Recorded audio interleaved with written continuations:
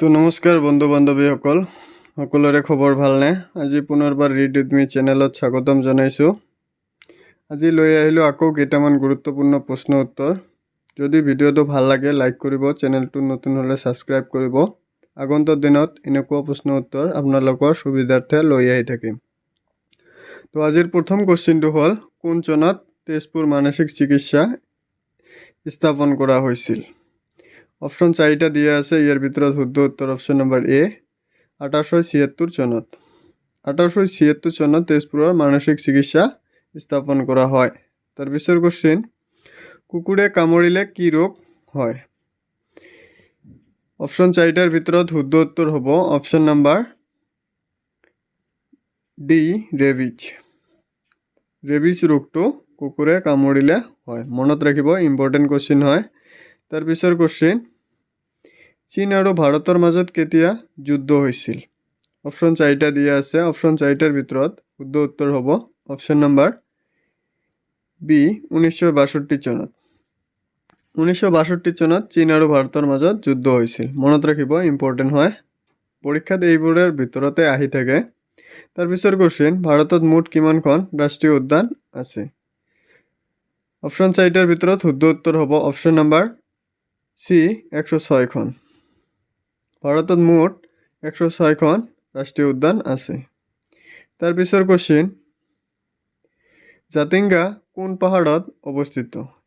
ইয়াৰ উত্তৰ সকলোৱে জানে চাগে। তো ইয়াৰ শুদ্ধ উত্তৰ হ'ব অপশন নম্বৰ বি বৰাইল পাহাৰ। জাতিংগা বৰাইল পাহাৰত অৱস্থিত। তাৰ পিছৰ কোশ্চিন, অসমৰ কোনজন ব্যক্তিৰ স্মৃতিত শিল্পী দিৱস পালন কৰা হয়? কোনজন ব্যক্তিৰ কথা কৈছে? ইয়াৰ শুদ্ধ উত্তৰ option number C Jyotiprasad Agarwala. Jyotiprasad আগৰৱালাৰ ব্যক্তিৰ স্মৃতিত শিল্পী দিৱস হিচাপে পালন কৰা হয়। তাৰ পিছৰ কোশ্চিন, কনকলতা বৰুৱা কোন চনত শ্বহীদ হৈছিল? অপশন 4টা দিয়া আছে, ইয়াৰ ভিতৰত শুদ্ধ উত্তৰ অপশন নম্বৰ এ 1942। 1942 চনত কনকলতাই শ্বহীদ হৈছিল। মনত ৰাখিব। তাৰ পিছৰ কোশ্চিন, ভাৰতবৰ্ষত 4G মোবাইল সেৱা কেতিয়া আৰম্ভ হৈছিল? এইটো সকলোৱে জানে চাগে ইয়াৰ উত্তৰ। তো ইয়াৰ শুদ্ধ উত্তৰ অপশন নম্বৰ ডি 2012 চনত।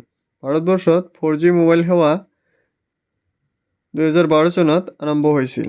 তাৰ পিছৰ কোশ্চিন, কোনজন ক্ৰিকেটাৰ 2023 চনত অৰ্জুন বঁটা লাভ কৰিছিল? মনত ৰাখিব, ইম্পৰ্টেণ্ট কোশ্চিন। তো ইয়াৰ শুদ্ধ উত্তৰ option number C Mohammed Shami. Mohammed শামীয়ে 2023 চনত অৰ্জুন বঁটা লাভ কৰিছিল। তাৰ পিছৰ কোশ্চিন, বৰপেটা সত্ৰ কোনে প্ৰতিষ্ঠা কৰিছিল? অপশন 4টা দিয়া আছে, ইয়াৰ ভিতৰত শুদ্ধ উত্তৰ হ'ব অপশন নম্বৰ চি মাধৱদেৱ। বৰপেটা সত্ৰ মাধৱদেৱে প্ৰতিষ্ঠা কৰিছিল। ইম্পৰ্টেণ্ট কোশ্চিন হয়, ভালদৰে মনত ৰাখিব। তাৰ পিছৰ কোশ্চিন, অসমৰ কৃষি গৱেষণা কেন্দ্ৰটো ক'ত আছে? তো অপশন 4টাৰ ভিতৰত শুদ্ধ উত্তৰ অপশন নম্বৰ এ তিতাবৰ। অসমৰ কৃষি গৱেষণা কেন্দ্ৰটো তিতাবৰত আছে। তাৰ পিছৰ কোশ্চিন, আনন্দমঠ কাৰ ৰচনা? আনন্দমঠ কাৰ ৰচনা বুলি কৈছে? অপশন 4টাৰ ভিতৰত শুদ্ধ উত্তৰ option number C Bankim Chandra Chatterjee. Anandamath Bankim Chandra চেটাৰ্জীৰ ৰচনা। মনত ৰাখিব, ইম্পৰ্টেণ্ট কোশ্চিন। তাৰ পিছৰ কোশ্চিন, শিশু দিৱস কিমান তাৰিখে পালন কৰা হয়? এইটো সকলোৱে জানে চাগে। ইয়াৰ শুদ্ধ উত্তৰ অপশন নম্বৰ বি 14 নৱেম্বৰ। শিশু দিৱস 14 নৱেম্বৰ তাৰিখে পালন কৰা হয়। মনত ৰাখিব। তাৰ পিছৰ কোশ্চিন, অসমৰ ক'ত আৰক্ষী প্ৰশিক্ষণ মহাবিদ্যালয় আছে? ইয়াৰ শুদ্ধ উত্তৰ অপশন নম্বৰ এ দেৰগাঁও। অসমৰ দেৰগাঁৱত আৰক্ষী প্ৰশিক্ষণ মহাবিদ্যালয় আছে। পৰীক্ষাত আহি থাকে কোশ্চিনটো। তাৰ পিছৰ কোশ্চিন, ডক্টৰ ভূপেন হাজৰিকাদেৱে কিমান চনত ভাৰত ৰত্ন সন্মান লাভ কৰিছিল? অপশন 4টা দিয়া আছে, ইয়াৰ ভিতৰত শুদ্ধ উত্তৰ অপশন নম্বৰ বি 2019 চনত 2019 চনত ভূপেন হাজৰিকা দেৱে ভাৰতৰত্ন সন্মান লাভ কৰিছিল। তাৰপিছৰ কোশ্চিন, নৰৱে দেশৰ ৰাষ্ট্ৰীয় প্ৰতীক কি? অপশ্যন চাৰিটাৰ ভিতৰত শুদ্ধ উত্তৰ অপশ্যন নম্বৰ চি সিংহ। নৰৱে দেশৰ ৰাষ্ট্ৰীয় প্ৰতীক সিংহ। তাৰপিছৰ কোশ্চিন, ভাৰতীয় অৰ্থনৈতিক সংস্কাৰৰ পিতৃ বুলি কাক কোৱা হয়? অপশ্যন চাৰিটা দিয়া আছে, ইয়াৰ ভিতৰত শুদ্ধ উত্তৰ option number C Manmohan Singh. ভাৰতীয় অৰ্থনৈতিক সংস্কাৰৰ পিতৃ বুলি মনমোহন সিঙক কোৱা হয়। তাৰপিছৰ কোশ্চিন, ভাৰতত প্ৰথম সূৰ্য উদয় ক'ত হয়? অৰুণাচল প্ৰদেশ, শ্বিলং, অসম আৰু মিজোৰাম। তো ইয়াৰ শুদ্ধ উত্তৰ অপশ্যন নম্বৰ এ অৰুণাচল প্ৰদেশ। ভাৰতত প্ৰথম অৰুণাচল প্ৰদেশত সূৰ্য উদয় হয়, মনত ৰাখিব। তাৰপিছৰ কোশ্চিন, অসমৰ পুলিচ দিৱস কেতিয়া পালন কৰা হয়? 1 মাৰ্চ, 1 অক্টোবৰ, 1 এপ্ৰিল আৰু 1 মে। তো ইয়াৰ ভিতৰত শুদ্ধ উত্তৰ অপশ্যন নম্বৰ বি 1 অক্টোবৰ। 1 অক্টোবৰ তাৰিখে পুলিচ দিৱস হিচাপে পালন কৰা হয়, মনত ৰাখিব। তাৰপিছৰ কোশ্চিন, মাদাৰ টেৰেছাই প্ৰতিষ্ঠা কৰা আশ্ৰমখনৰ নাম কি? মাদাৰ টেৰেছাই প্ৰতিষ্ঠা কৰা আশ্ৰমখনৰ নাম কি? ইয়াৰ শুদ্ধ উত্তৰ অপশ্যন নম্বৰ চি নিৰ্মল হৃদয়।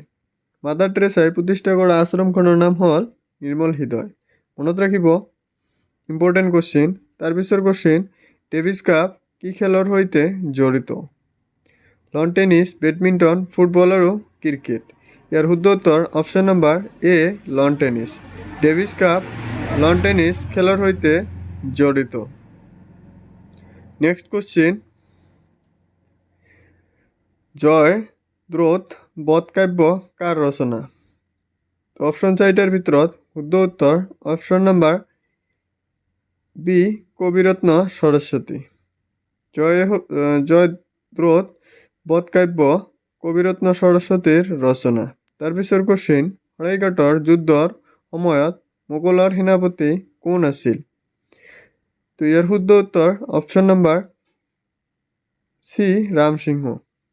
ৰামসিংহ শৰাইঘাটৰ যুদ্ধৰ সময়ত মোগলৰ সেনাপতি আছিল।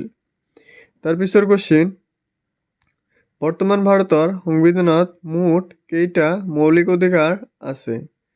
অপশ্যন চাৰিটাৰ ভিতৰত শুদ্ধ উত্তৰ অপশ্যন নম্বৰ ডি 6টা।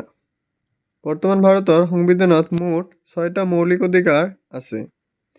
তাৰপিছৰ কোশ্চিন, ভাৰতীয় গণৰাজ্য প্ৰধানৰূপে কাক অভিহিত কৰা হয়?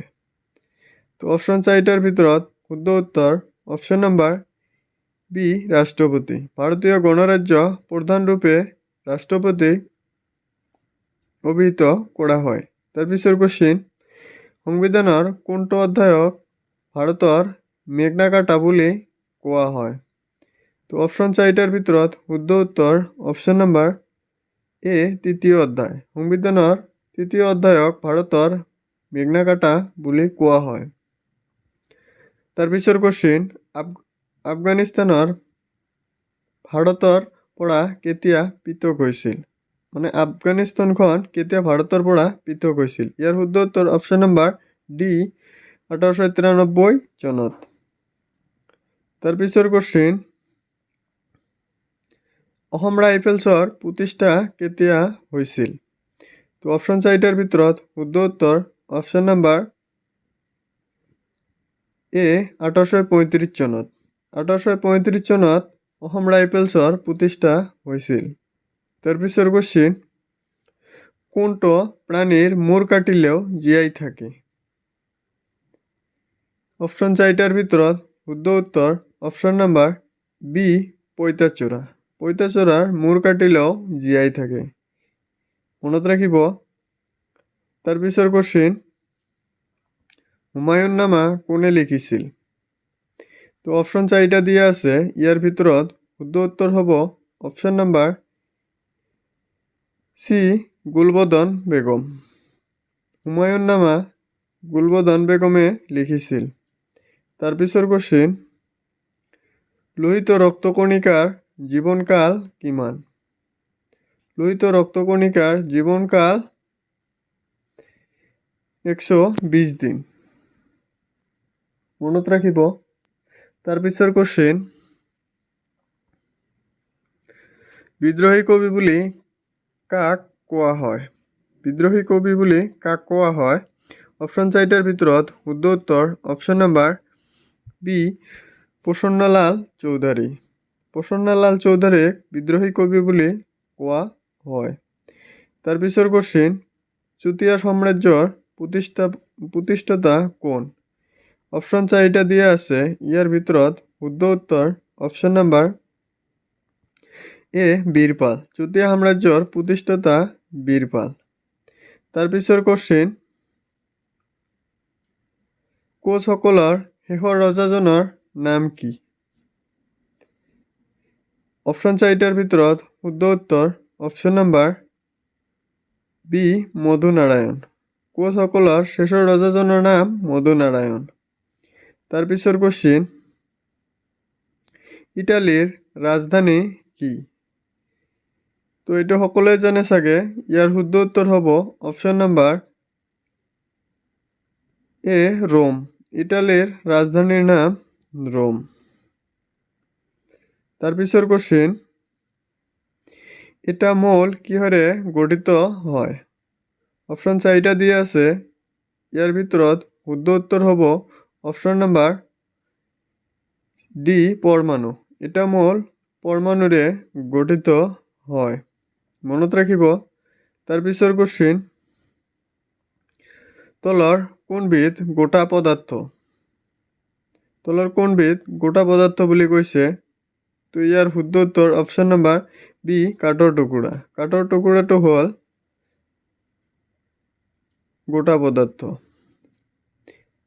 বাকীবিলাক জুলীয়া আছিল তাৰ পিছৰ কোশ্চেন প্ৰথম অসমীয়া কথা কবিতাৰ ৰচক কোন ইয়াৰ শুদ্ধ উত্তৰ অপশ্যন নাম্বাৰ সি যতীন্দ্ৰনাথ দুৱৰা অসমীয়া কথা কবিতাৰ ৰচক আছিল তাৰ পিছৰ কোশ্চেন জোনবিল মেলা অসমৰ কোনখন জিলাত পালন কৰে অপশ্যন 4টা দিয়া আছে ইয়াৰ ভিতৰত শুদ্ধ উত্তৰ option number B Morigaon Jonbeel Mela অসমৰ কোনখন জিলাত পালন কৰে বুলি কৈছে তো এইটো মৰিগাঁৱত কৰে তাৰ পিছৰ কোশ্চেন কঠিনৰ পৰা জলীয় অৱস্থা হোৱা প্ৰক্ৰিয়াটোক কি বুলি কোৱা হয় কঠিনৰ পৰা জলীয় অৱস্থা হোৱা প্ৰক্ৰিয়াটোক বিগলন বুলি কোৱা হয় অপশ্যন নাম্বাৰ সিটো হ'ব ইয়াৰ শুদ্ধ উত্তৰ তাৰ পিছৰ কোশ্চেন বায়ু এবিধ কি পদাৰ্থ বায়ু এবিধ জলীয় পদাৰ্থ গেছীয় পদাৰ্থ তৰল পদাৰ্থ ওপৰৰ এইটাও নহয় বায়ু এবিধ গেছীয় পদাৰ্থ অপশ্যন নাম্বাৰ বিটো হ'ব ইয়াৰ শুদ্ধ উত্তৰ মনত ৰাখিব পৰীক্ষাত এইবিলাক প্ৰশ্নৰ ভিতৰতে পৰীক্ষাত কমন আহে ভালদৰে পঢ়িব আৰু মনত ৰাখিব তাৰ পিছৰ কোশ্চেন কৈছে বায়ুমণ্ডলৰ একেবাৰে তলৰ স্তৰটোৰ নাম কি ইয়াৰ শুদ্ধ উত্তৰ অপশ্যন নাম্বাৰ এ ট্ৰপোস্ফিয়াৰ বায়ুমণ্ডলৰ একেবাৰে তলৰ স্তৰটোৰ নাম হ'ল ট্ৰপোস্ফিয়াৰ তাৰ পিছৰ কোশ্চেন ইছলাম ধৰ্মৰ মূল গ্ৰন্থখনৰ নাম কি ইছলাম ধৰ্মৰ মূল গ্ৰন্থখনৰ নাম কি বুলি কৈছে তো এইটো হ'ল কোৰাণ অপশ্যন এটো হ'ব ইয়াৰ শুদ্ধ উত্তৰ ইছলামৰ ধৰ্মৰ মূল গ্ৰন্থখনৰ নাম বুলি কৈছে এইটো কোৰাণ তাৰ পিছৰ কোশ্চেন কোনটো গ্ৰহক পৃথিৱীৰ যমজ বুলি কোৱা হয় তো এইটো সকলোৱে নাজানে চাগে ইয়াৰ শুদ্ধ উত্তৰ অপশ্যন নাম্বাৰ সি শুক্ৰ গ্ৰহক পৃথিৱীৰ যমজ গ্ৰহ বুলি কোৱা হয় তাৰ পিছৰ কোশ্চেন পৃথিৱীৰ উপগ্ৰহৰ সংখ্যা কিমান উপগ্ৰহ কেইটা বুলি কৈছে মানে প্ৰশ্নটোত অপশ্যন 4টাৰ ভিতৰত শুদ্ধ উত্তৰ অপশ্যন নাম্বাৰ বি একটা পৃথিৱীৰ উপগ্ৰহৰ সংখ্যা এটা তো আজিৰ ভিডিঅ' ইমানে যদি ভিডিঅ'টো ভাল লাগে লাইক কৰিব চেনেলটো নতুন হ'লে ছাবস্ক্ৰাইব কৰিব আগন্তুক দিনত পৰীক্ষাৰ সুবিধাৰ্থে আপোনালোকৰ সুবিধাৰ্থে এনেকুৱা প্ৰশ্ন উত্তৰ লৈ আহি থাকিম thanks for watching read with me channel